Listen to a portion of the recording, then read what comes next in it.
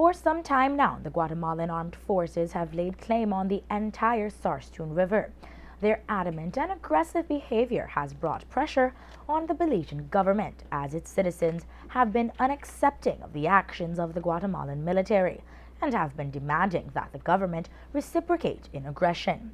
The Barrow administration, however, has harped on the importance of a peaceful approach to the territorial issue, with the most aggressive action being a speech delivered by the former Deputy Prime Minister Gaspar Vega in Havana, Cuba on June 6th.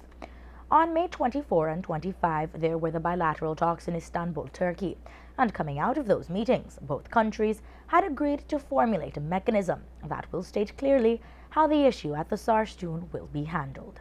Before the Belize delegation returned home, the government of Belize issued a release revoking the statutory instrument that banned Belizeans from traversing the Sarstoon. On May 25th, the Prime Minister spoke on that matter. There's an agreement now that we will negotiate a formal protocol for the Sarstoon. And in the meantime, clearly Belizeans can feel free to go to the Sarstoon.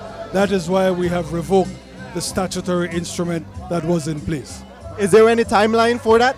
For how soon the formal protocol? No, as quickly as can possibly be done, but there's no fixed timeline. That was a message sent from the Prime Minister to the Belizean population. But 2 days later, on May 27th, our media colleagues at Channel 5 attempted to go to the Sarstoon, but they were turned back. The Ministry of Foreign Affairs and the Prime Minister jumped on the incident, saying that Guatemala's Foreign Affairs Minister, Carlos Raul Morales, had yet to return to his country, and therefore the points agreed to in Istanbul were yet to be passed down to the military.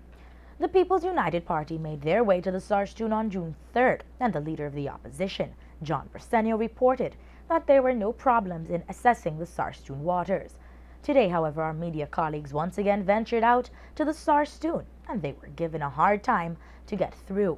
We'll tell you how the government responded to that incident later on in our newscast.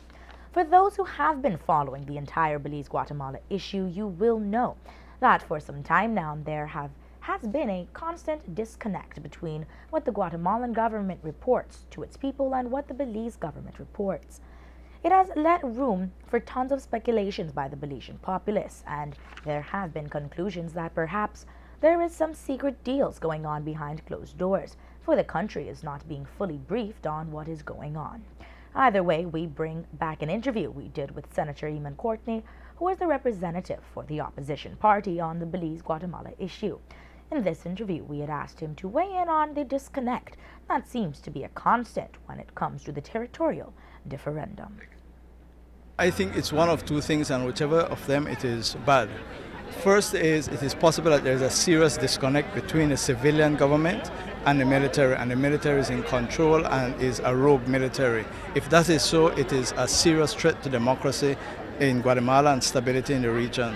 The second possibility is, of course, that we're dealing with people who on the diplomatic level are not being honest, are not being forthright, and they are giving us a story which we are believing. It cannot be that the Minister of Foreign Affairs of Guatemala can be professing to the Secretary General of the Organization of American States and to us and to others the intention of the government of Guatemala to work peacefully, to work quickly to resolve this issue. That cannot be true when we see what is happening on the ground. So either he's being disingenuous and we should reject it and expose him for it. Today's attempt blockage at the Sarstoon comes on the heels of the 46th General Assembly of the Organization of American States in Santo Domingo. As we told you, in that meeting, an approval was given on a declaration of support for Belize and Guatemala in their ongoing efforts to find a peaceful solution to the border dispute. The government of Belize had issued a press release saying, quote, "Speaking directly about the Belize-Guatemala border issue, Minister Elrington said, 'My country, Belize, cannot overstate the debt of gratitude which we owe to the OAS and to former Secretary General Insulza and present Secretary General Almagro and their team for the tremendous efforts they have and are investing in helping our country and our neighbor Guatemala to arrive at a definite resolution of our centuries old territorial dispute at the International Court of Justice, end of quote. Meanwhile, the Guatemalan foreign minister had stated, quote, "The OAS, with the financial assistance from the international community, maintains an important office in the adjacency zone between the two countries, promoting peace, culture, and confidence between people of both countries and governments. And recently, it has helped us develop local economic projects in the communities along the adjacency zone. Guatemala and Belize have reaffirmed their commitment to resolve their dispute in a definitive manner at the ICJ." End of quote. Love News understands that both foreign ministers will be meeting in another round of negotiations on June 21st, where the work in formulating a mechanism, as was agreed to in Istanbul, Turkey, will begin.